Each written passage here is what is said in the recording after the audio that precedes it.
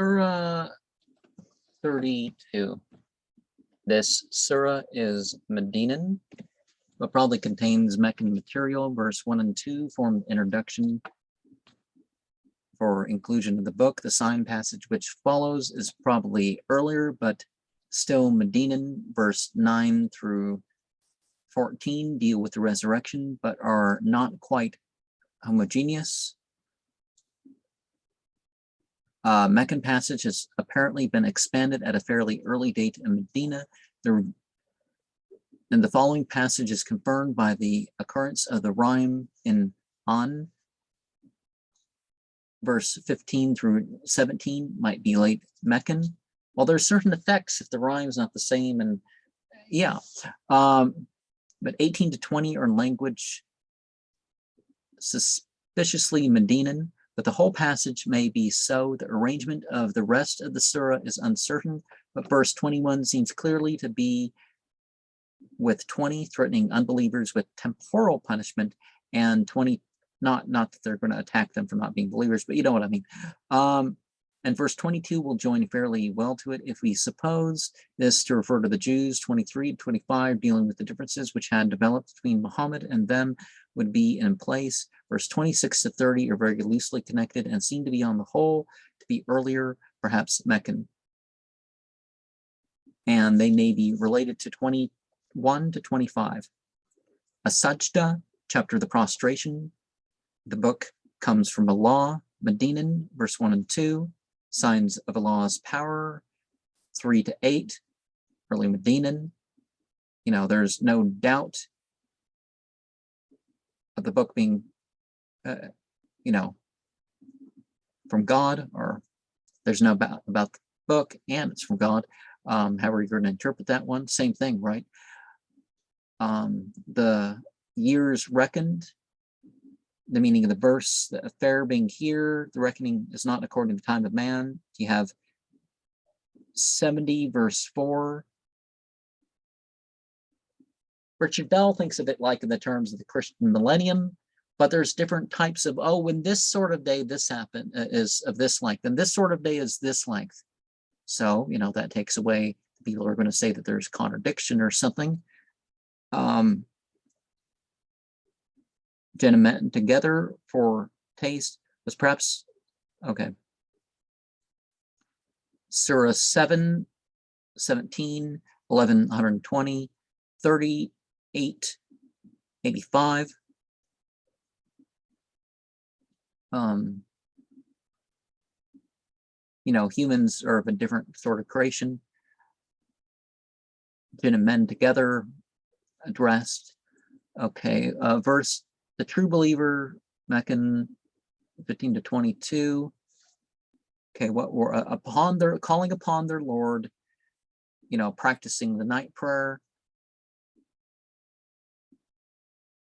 You know, the secret reward, like Isaiah 64 verse 4 and 1 Corinthians 2, 9.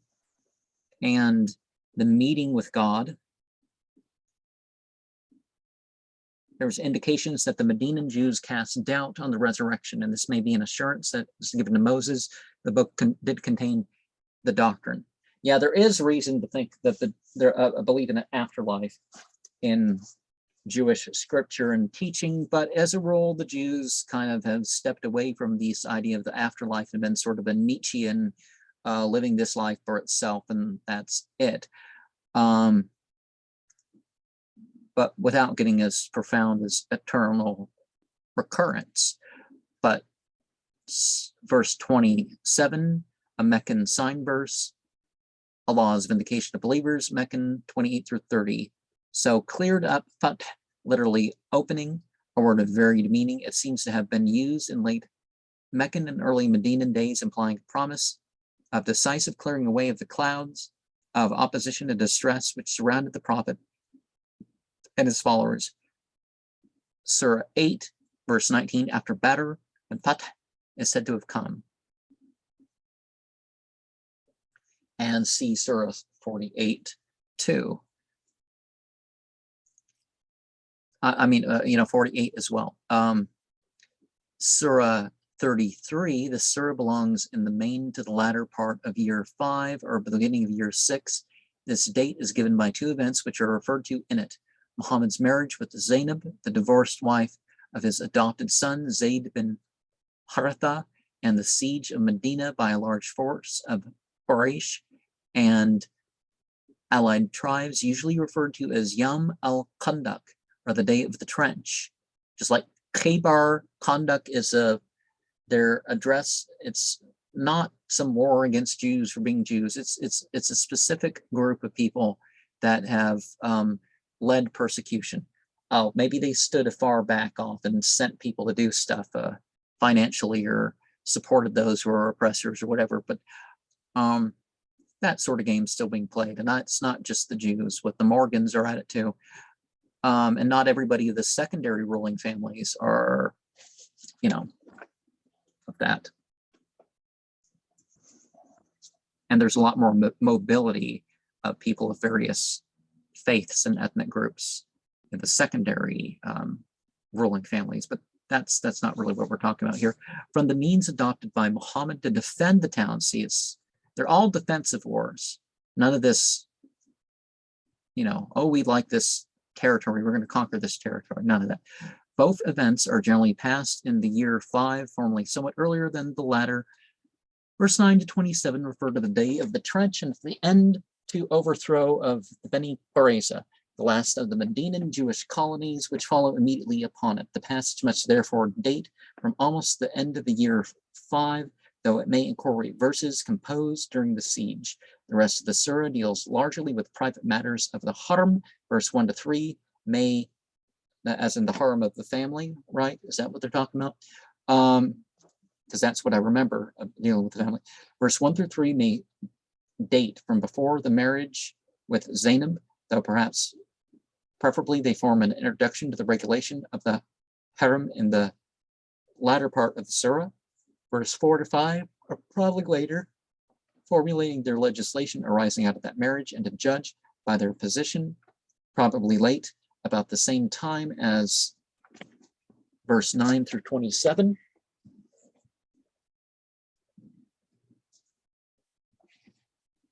Had to kill a bug there.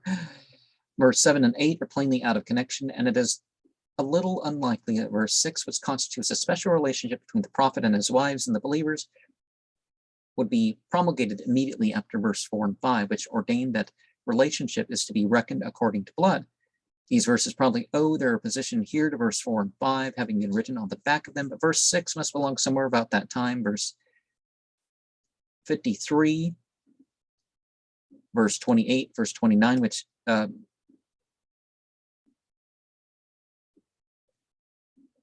introduced the regulation of the Haram, are by tradition set in relation to an occasion on which the prophet withdrew from his wives and they thought he was going to divorce them. Bukhari, Krehel 2, part page 103. Fortunately, it is difficult. See, all these things are, where even Bukhari is a secondhand reference here. Unfortunately, it's difficult to date that incident. The only indication given is that Medina was then in fear of an attack. It's said on the part of the Ghassanides. In any case, they probably belong to the same at the beginning of the surah.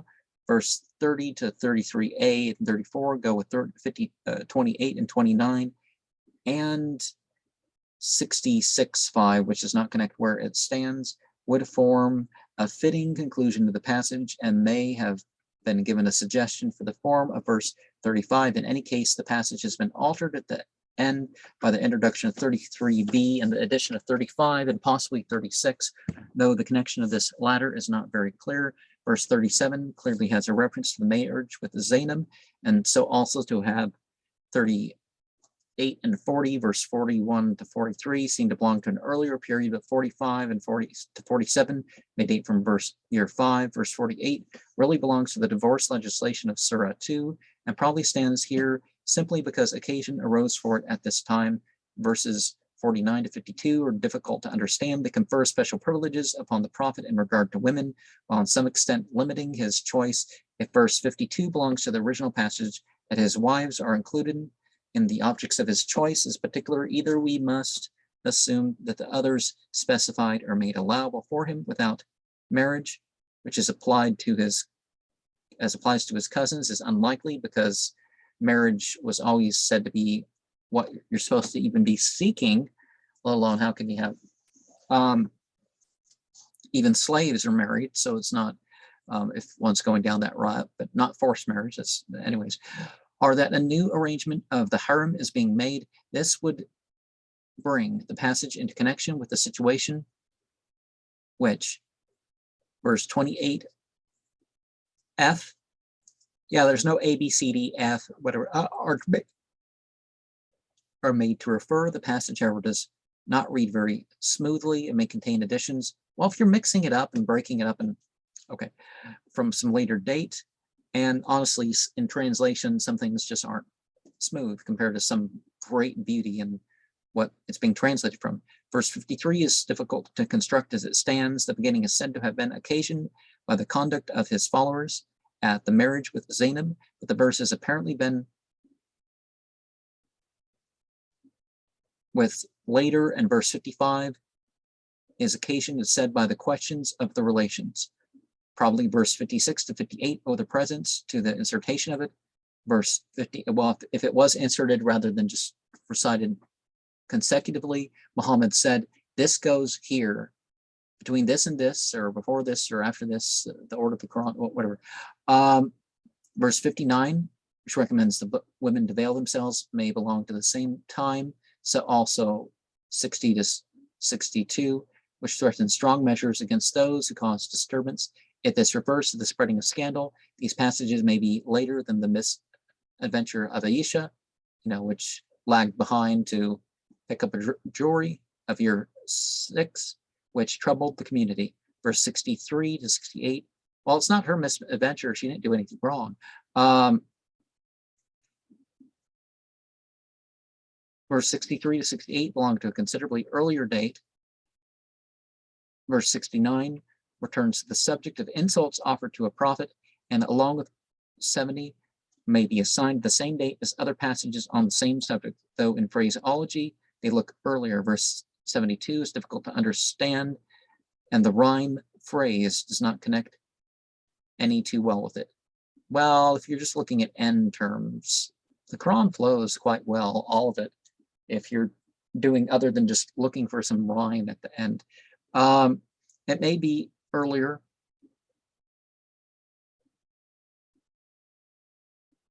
Which connected to when the surah was completed.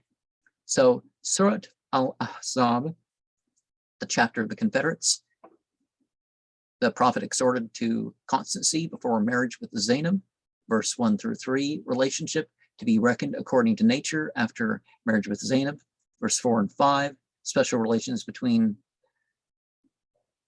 Muhajirin and Ansar annulled, but the Prophet retains a special position earlier than preceding. Verse 6, the Prophet pledged to faithfulness, date uncertain, verse 7 and 8.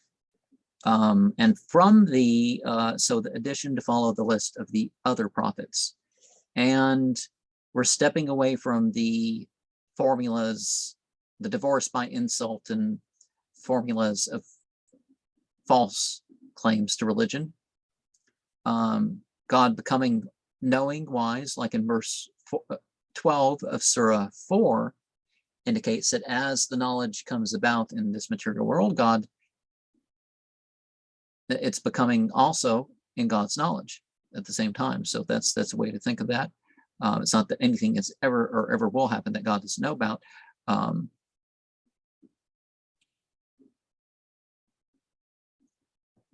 But just because people say stuff, it doesn't mean that they're, that that's what it is. But in a way, one of our goals is to have a more dearness of the Prophet than our own selves, our own personal tastes. Let that be overridden by the prophetic example. And the day of the trench, verse 9 through 27. The side, the side where their houses stood. And we're using the term name Yathrib. I forget what Yathrib meant, but that name at some point became no longer the name used. The heart's in the mouth and the throat, so you feel that, heavy beating in your throat. The stormed wind, the angelic presence being involved and stuff. Special position of the prophet's wives, 28 to 34. And dying in battle is a very, very important thing. If don't worry about that happening, because that's a great reward. But you don't go to battle just to die. That's not it either. The people who disbelieved went back angry. The Quraysh, the Beni Qurayza, were besieged immediately after the departure of the Confederates and surrendered after holding out for nearly a month. Both men and women have their reward. Verse 35, the authority of Allah and the messenger absolute, same time as 35, so 36 and 37. Self-surrendering, Muslim, people of the house, Parrot, Weitschrift E. Littman, page 127, interprets, probably rightly, as meaning the Muslim community, the people of the Kaaba. The clause breaks the connection. No, they're well, in a way they're right, but not. The clause breaks the connection between 33 and 34, probably meant to replace 35 and followed by 30 and 34, modeled on Surah 66:5, which may have originally stood here.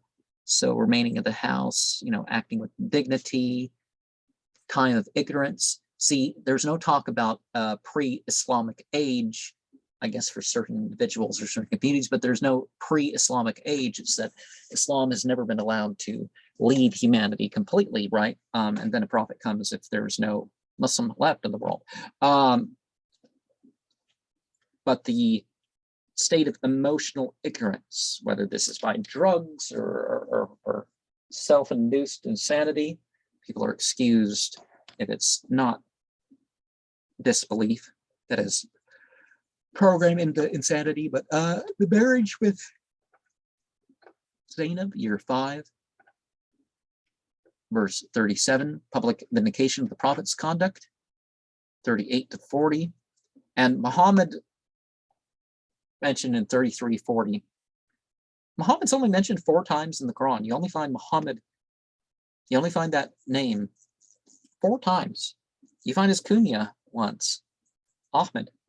But, calling it Mohammedanism and when you don't have, that just don't make sense. And then we have the comfort for the believers in 41 to 43, encouragement to the prophet, 44 to 47. And so Zayd bin Haritha, Muhammad's, he became the guardian of the son. Adopt is not quite the word, because Islam does not allow adoption. You don't rename the kids, you call them by their parents. And yeah, the blessings over, the praying over. And see, this is not idolatrous like the, if you're going to say that the end of Surah 9 this is a lot closer, but what are you doing? You're praying to God, and that prayer is upon. So supplication is upon, prayers upon. Well, it's not that you're praying to the entity, you're praying to God. And so God even calls for prayers to be upon, but God's not the one praying, right?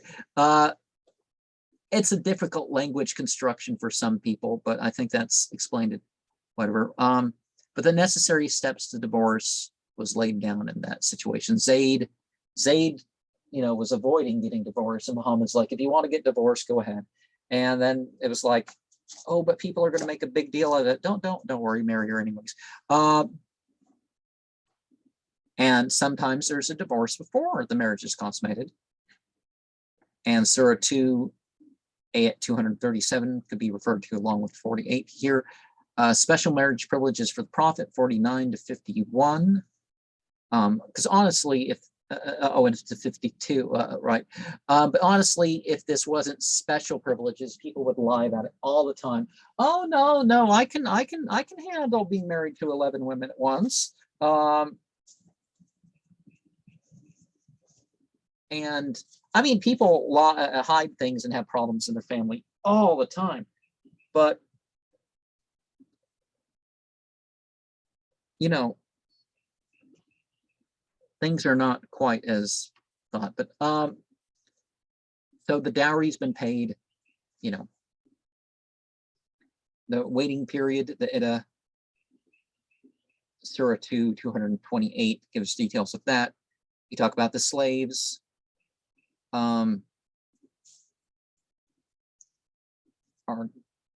But again, there's no concept in Islam of fighting to gang slaves.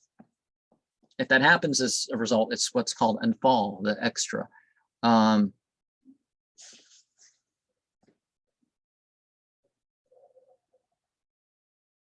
the setting aside, the wives whose turn to have the prophet in their house has been omitted, but the word azla seems to imply more than that. And believers not to hang about the houses of the prophet's wives after marriage with Zainab.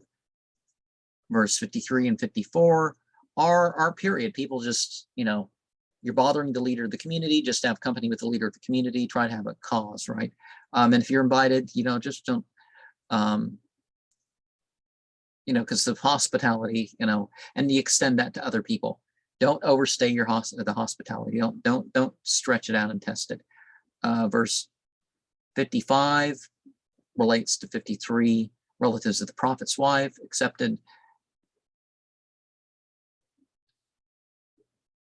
And, you know, there can be shyness and things are different with the slaves as they are with free people. But again, I'm not saying there's forced marriage or anything like that. But the,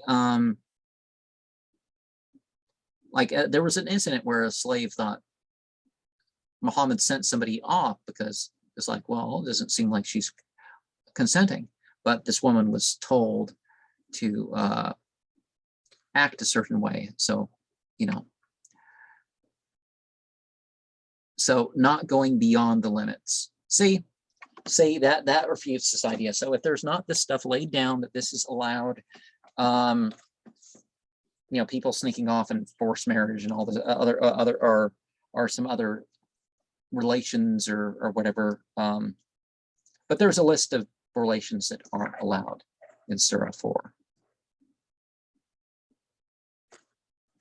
And the prophetic thing, you know, the meal is the first thing. Respect due to the prophet, 56 to 58, probably the same time as 47 to 44.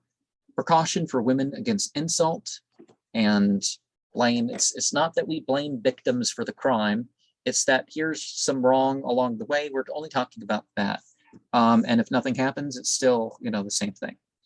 But verse 59, the hypocrites and disaffected threatened, same time as preceding, you know, because was wars and persecution going on. Let's look at the context of that, right? So 60 to 62, you can't just say cursed, and wherever they're come upon, they will be taken and killed completely. Yeah, without any context, that sounds pretty bad, doesn't it? But if you realize that they are the people who are breaking up society and bringing about the oppression and the aggression and people being killed that shouldn't be killed and that sort of stuff, it comes off a lot different. And there's multiple chances these people had to settle things down. You know, calm down, you rioters, and all that. I mean, not in this case, something more modern, I guess. So punishment in store for the unbelievers, or the early Medinan, 63 to 68. Okay, so there, yeah, false rumors, you know, face covering or veiling is not the same thing as hijab, but, you know, but it's talking about especially for the prophet's wives. But the sum of the mantle over them, see, it doesn't say that they have to cover their face. It's just they, pull it over themselves a little bit so the top of their head would be covered. Just like you stand so the edge of the building is, covering over you a little bit, Sorry, I'm rambling, but believers not to insult the prophet, but to be straightforward. 69 through 71. Man, the bearer of the revelation, Nate uncertain. Well, obviously, humans have responsibility. So the trust, it's called. And Muslim commentators take the verse in connection with verse 71 and explain trust as obedience, which man is trusted to render voluntarily, but this seems rather forced. Perhaps a verse like it in 59, verse 21 may give a hint what is meant. Think about that. It's like the free will thing. So Moses being insulted, Numbers 12 and Surah 263. So that's one of the things we talk about. Surah 34, and what the clear account of the composition of this surah is, if we're trying to speculate about scraps and all that, there's sort of impossible to guess at this. And see, the confused talk is that they were sitting around and editing it. It's like, how can I make sense of this argument that they were editing it? It's hardly possible to give a clear account of the composition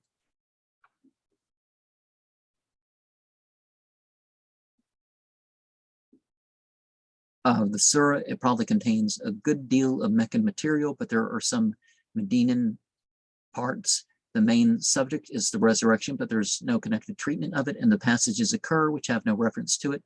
Verse 1 and 2 form an introduction. Verse 3 to 6 and 7 to 9 deal with objections and sneers at the resurrection doctrine.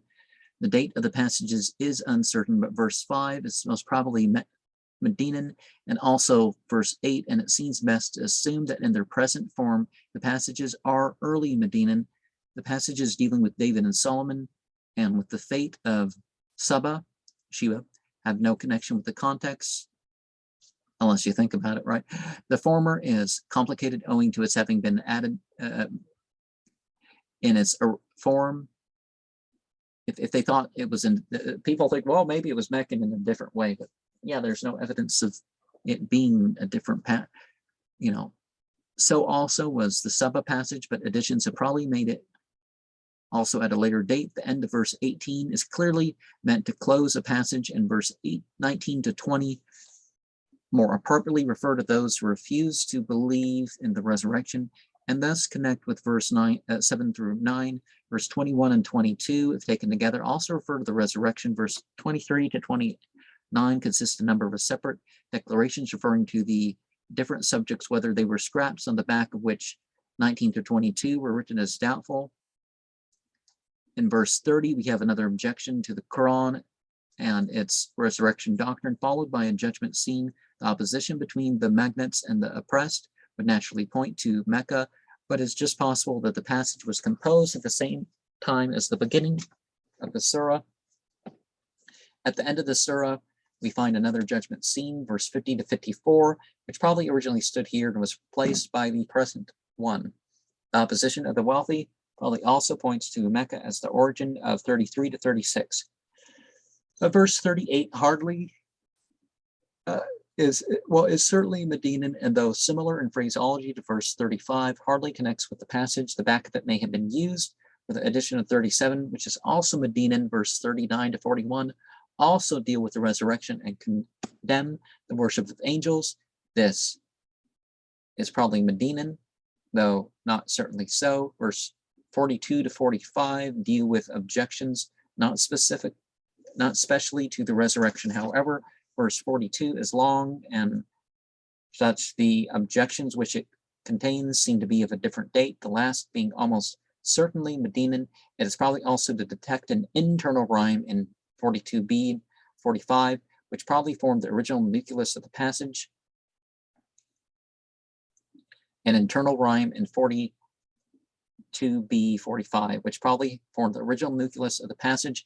In 46 to 49, we again have a series of disjointed declarations which may possibly have been jotted on the back of the discarded judgment seen in verse 50 to 54, although this is quite uncertain. Yeah, well, I guess it's not a theory, but it's his claim that, well, probably Muhammad was carrying around scraps of paper and writing bits here and there, and because is that how you write a book? Some people, I guess, carry around a little notebook, write a bit here and write a bit there, and some ideas, and when you get home, you Surat Sabah. And I've done that with some of my accounts from events. I have little notebooks and I write stuff, or Surat Sabah, the chapter of Sheba, praise to Allah, early Medinan, verse 1 and 2, certainty of the judgment, same date, 3 through 6, resurrection ridicule, same date, 7, 8, 9, David and Solomon, verse, that would Meccan, they think, verse 10 to 13, Surah 21, verse 79, the mountains worshiping along with David, and the weeding closely, of the coats of armor. Observe due measure in your sowing. The places, the palaces, the reference seems to be the building of the temple. So literally is the palaces. And the white ant, according to legend, Solomon's body remains seated on his throne, propped up by a staff for a year after his death, during which the jinn went on working and finishing the temple. Finally, the fact of his death was revealed by the ants gnawing at his staff, which indicates that his body was rotting. Thank you very much. Oh, it wouldn't have attracted ants and worms and stuff. Why would it be attracting ants and worms to crawl up and eat away the thing if you didn't have a dead person leaking juices onto something, right? And the origin of the legend not quite explained. So the Quran being unique in something isn't always an explained thing of, oh, well, Muhammad was just jumbling things from elsewhere. He was doing a Bible. See, that's the idea with this editing thing, that Muhammad was writing a Bible, not sharing revelation, which is written down.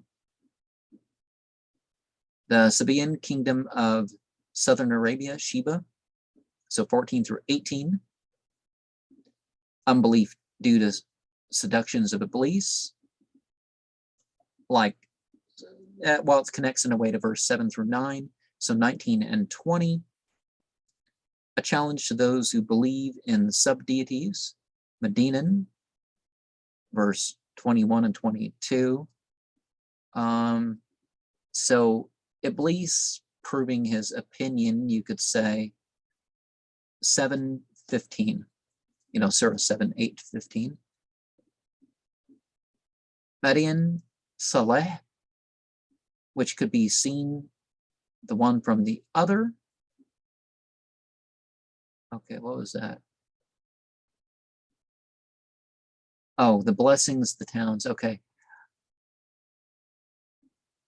Okay, it's not talking about the Prophet Saleh. Okay, because I was confused for a second. Where was that mentioned? Unbelieving, not showing the thankfulness, the blessing towns, Palestine, we'd now call it.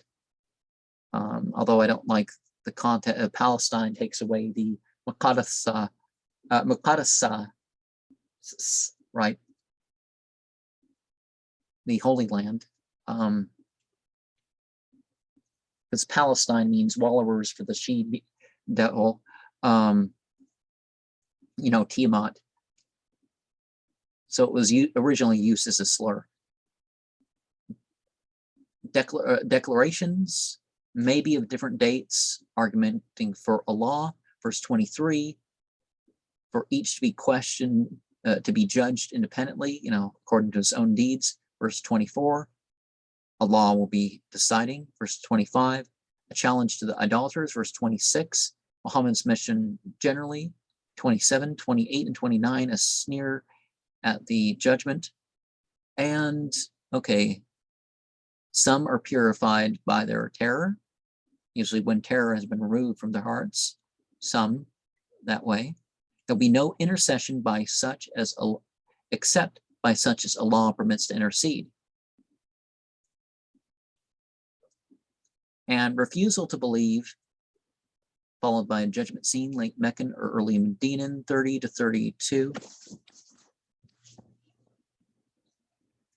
The rich always disbelieve. No, it doesn't say that. But there's certainly some people that cause problem for prophets and believers now because of that, because of their position in society. 33 to 37, late Meccan. Appeal for contributions, 38. And, okay. Before it, as in the previous scriptures, are just being continued by the current scripture. Ingratitude to God, disbelieving to God, disbelieving God's way. And we have the recompense of the devil.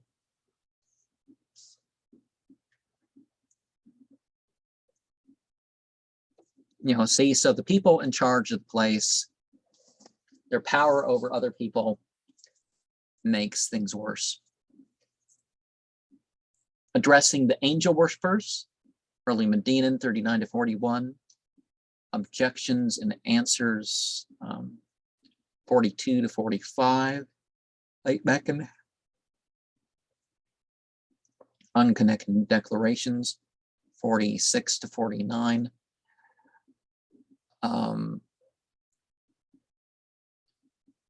Not the 10th of the material wealth or spiritual advantages. So it's based on what you use, right? And the truth comes at you, pelting you almost sometimes if you're not accepting it. But sometimes it hits you pleasantly and all that stuff. That euphoric wipe when you're in the middle of salah sometimes. But if you're fighting the truth, it's like,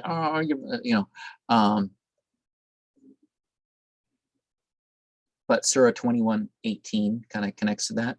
And then there's a judgment scene 50 to 54 and that, but it's like unto 30a. And Surah 35 gets itself a couple names. The Malaika is the light beings. It's a specific type of angel, right? The Agatha Da'imun. Is that what you call in Greek? Agatha Da'imun? Of course, some things may not be. The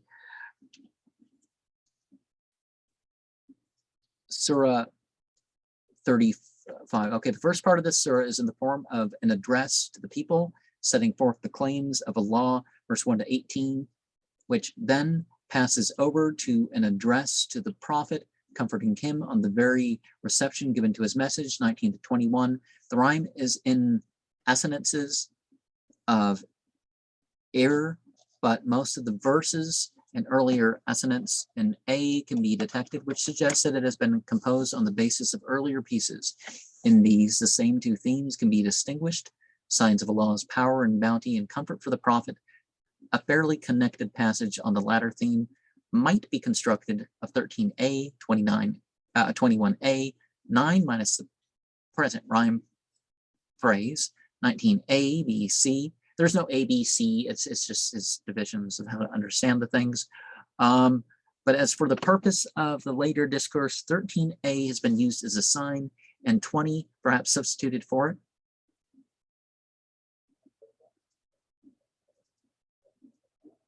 As an introduction to 21, to account for the presence of 4 and 11, the present position of 9, as difficult as they stand, they are out of connection, but they have been used for the insertion of 3b, 10b, 6 to 8 is not quite certain. It is conceivable that they have been inserted at intervals in the address to the people in order to prepare the way for the later additions at the end of the surah, which is addressed to the prophet. This is supported by the fact that 9 and 11 had been fitted with rhyme phrases to adapt them to the surah. The date of the address is uncertain. 3b, 6 through 8, 14b, 15, 16 through 18 suggests an early Medinan date. These may be later to the earlier form. Verse 22 onward, the surah is early Medinan and continues the theme of the comfort of the prophet, pointing to the differences in nature in illustration of the different ways in which men receive the message, and going on to describe the different fates of believers and unbelievers. A later revision introduced 27, 28, 29, possibly 40 to 44 on the back of 36 to 39. There is no backs, okay, but may belong to, I keep making that comment, but it's said again and again and again, but may belong to the state rather than to the time at 25, 26, 30 to 50, but a so is still later alteration has been made. 41a having been substituted for the last word of 40 and 42, taking the place of the rhyme phrase of verse 41. Surat al-Malaika, al-Fatar, the creator, but the originator, but the chapter of the angels, you know, the unfallen angels, the light beings, the ahuras, the devi, etc., addressed to the people. Medinan, introduction, verse 1 and 2, signs of Allah's power and bounty, verse 3 through 18. Psalms 104:4, Isaiah 6:2, Ezekiel 1:6 is basically a confirmation of the thing in verse 1. But this verse takes it further. It says, hey, this may be standard, but God adds to that what he wants. So whatever more than that, and wings of the light beings, wings you can call it, but the arousing as in the resurrection, not the other thing. And then we have comfort for the prophet, verse 19 through 24. And so people are disowning your association with you. And well, but just, you know, if you're calling upon what's right. Oh, wait, no, this is different context. This is people calling on things other than God, and they're not hearing the calling. And if they're anything other than demons, they're like going to be like, when they hear about it, they're like, whether it's a force of nature, whether it's a light being or whatever, they're going to be like, yeah, we're not associated with that. Comfort for the prophet, 22 to 24. Differences in nature and in men the same time as the preceding, 25 to 29. Oh, and 30, I guess, too. But 30 connects more to 26 than the other verses of it. Got mentioned the scriptures, Psalms, and various types, right? It's broader than just the Judeo-Christian books. A great bounty or superiority. And verse 36 to 45 regarding the perversity of the unbelievers and the earth. Where is it mentioning the earth? You know, the surface of the earth. You know, people have messed up bad enough that pretty much at any time since time immemorial, things have been bad enough that God's been giving us a chance. You know, because there's been enough of us to deserve the world being destroyed. Sorry to be so harsh, but totally agree with that one. No, not sorry to be harsh, but anyways, trying to be gentle about the truth here. Surah 36, the surah shows breaks in connection with render it difficult to a satisfactory account of its composition, except for that Yasin Qur'an al-Hakim and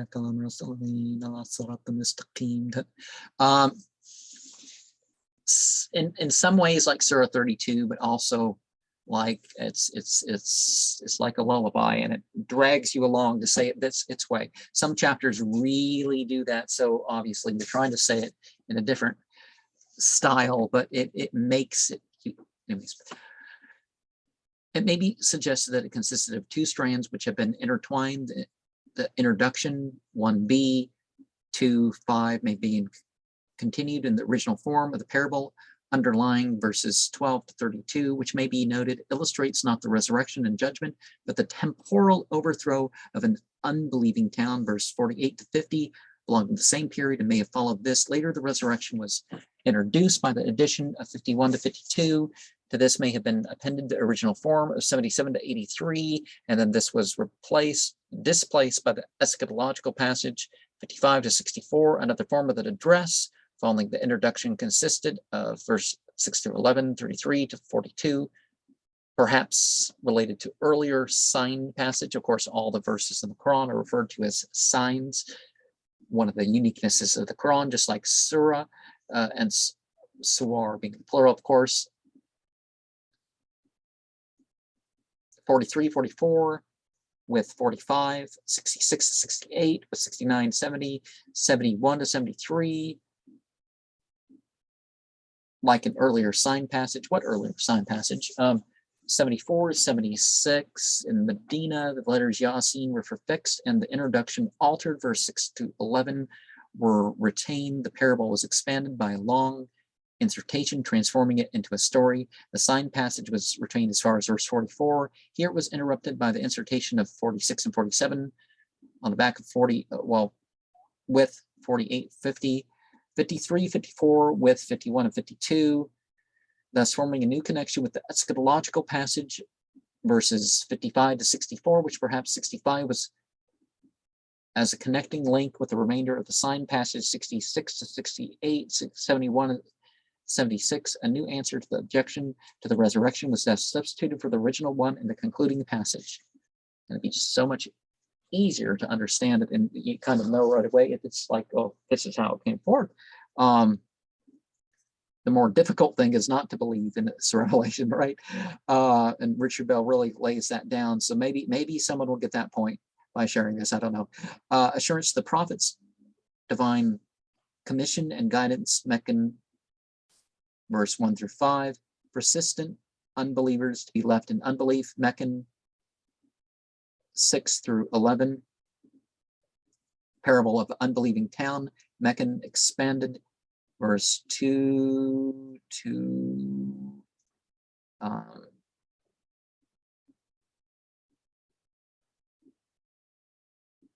44. No, it doesn't stretch that far. There's just not a further heading. Unbelievers, Medinan, 40. Oh, 45 is over there because 45 is previous. Okay, so 46 to 50, 53 and 54, like under 51, 52, and probably later of the same. The future of the lot of the believers and the unbelievers, 55 to 65. Muhammad, not a poet, so he's not saying stuff that just adds to style or something like that. 69 and 70. And 66 to 68,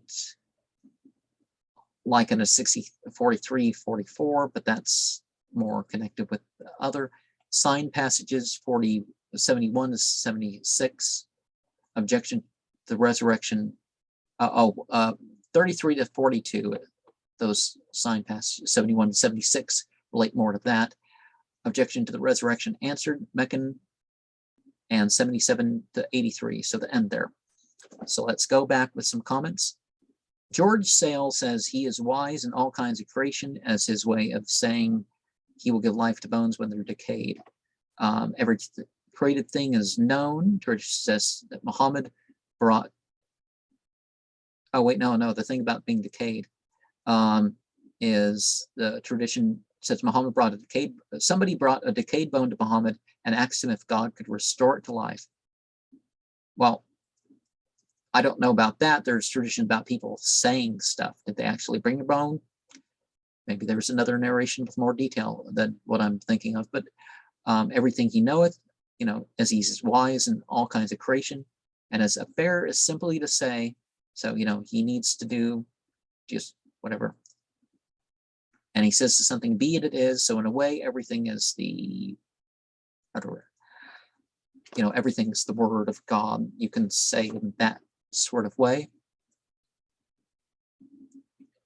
It is only a reminder, the message which Muhammad's delivering, and the person being taught, Muhammad, because all this comes through Muhammad. Well, all the Qur'an comes through Muhammad, not necessarily a comment or even translation, I'm saying, but you know what I mean. We invert human form or character and go bent, making weak instead of strong. People living a long life, it's not always the best thing. Maybe it's how they atone for things that happen to them in life. I don't know. Treat your difficulty like it's atonement. Not that you don't fight, don't strike out against oppression or whatever if you can, but the host being brought forward, taken to mean the idolaters will be ready to defend their gods, but then the false gods we brought before God, like the worshippers. Unbelievers try to mimic Muhammad's style. And that's one of the things. If the Quran was from other than God, well, why can't you repeat this style, right? Surah 21, ayat 96. Their Lord trickling down. Yeah, and they've been criticizing Muhammad's style. But if you suspend judgment, the ark of 26:119, the laden ship. See, it's not this, it's more like a barge. The thing that Noah had. It wasn't, this big old giant ship that would have been destroyed by the waves of some big event like that. That's not what was talked about.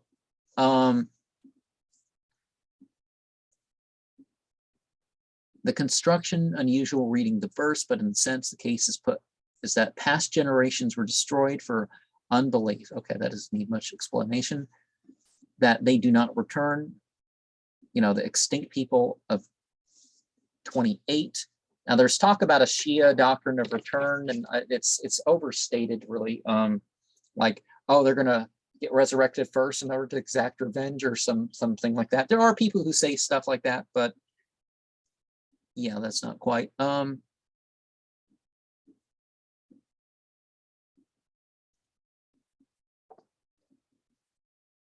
Literally, your bird is with you.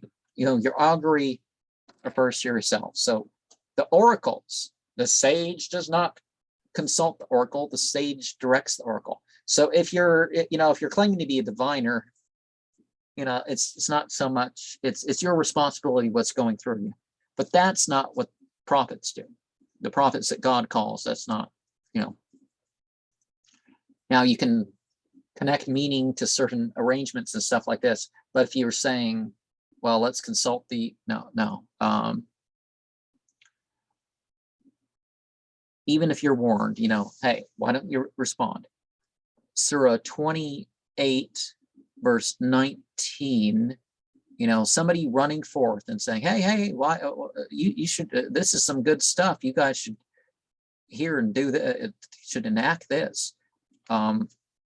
So hastening to encourage others towards good, that's a good thing. You can be wiser about it sometimes, but verse 24 is taken to be addressed to the envoys. So, lo, I believe in your Lord, and so listen to me. So the three messengers, right? And we're closer to the beginning here. The emphasis by the third, made lofty and important by a third person joining the mission. And the Peter, Antioch, and Paul and stuff, some commentators had thrown that in, but that's not quite, because it obviously wasn't pseudo clement and stuff like this. Yeah, it's not supporting Christianity per se, so that's not really appropriate. There's a spiked collar branks on the camel, so it cannot let its head down to drink. And I've tell my father the other day about these people who they twist their necks forward and poke the ground with their chin to mimic what some Christians used to do. And an eschatological sense of the simile of the spike, the traces, people's deeds, there's traces of them. Okay, the shackles on their necks. And that's it for today's passage.